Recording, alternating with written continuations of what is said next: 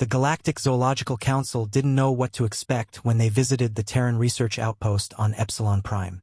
They had heard strange things, unsettling rumors, whispers of domesticated megafauna, and non-aggressive worm bonding.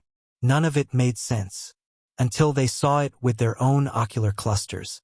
Standing on a rocky cliff, with winds howling around him, a human biologist named Dr. Mason Lee was casually scratching the armored hide of a 6-story-tall space worm as if it were a house cat. The beast rumbled contentedly. Its mouth, capable of swallowing a hover tanker whole, curled into something disturbingly close to a smile.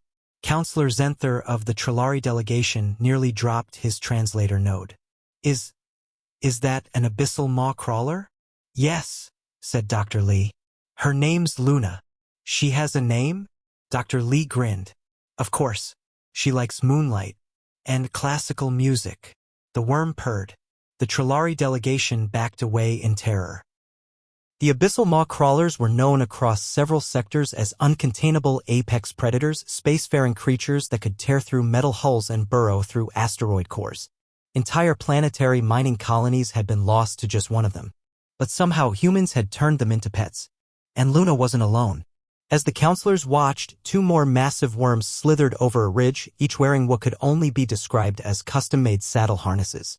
A group of human children ran toward them, laughing, tossing what looked like refrigerator-sized treats. The worms eagerly gobbled them up. Zenther's voice shook. You let your offspring near those things? They're harmless, said Dr. Lee. As long as you raise them young and feed them regularly. They love high-frequency vocal tones, our kids sing to them. Counselor Vru of the insectoid Kari trembled. But they're classified as level 12 threats. Dr. Lee chuckled. Yeah, we noticed the warning signs you left behind. But turns out, they're just big softies if you don't provoke them. Don't provoke them? They disintegrated 3 survey teams on Zarn 6. Probably because your teams shot at them, Dr. Lee said calmly. We gave them peanut butter. Silence. The counselors stood motionless as one of the children climbed onto a worm's back, giggling. The beast didn't even flinch, just rose slowly and let the child ride it like some mythical creature. Dr. Lee folded his arms proudly. They've got great memory, too. Luna remembers the birthday of every kid at the outpost. Counselor Zenther leaned toward his aide. We've misclassified the threat. Indeed, the aide whispered. It's not the worms we should be afraid of. It's the humans. Across the galaxy, taming or controlling megafauna was nearly impossible. Most species avoided contact with them entirely. But humans? Humans looked at galaxy-class monsters and thought, I bet we could train that.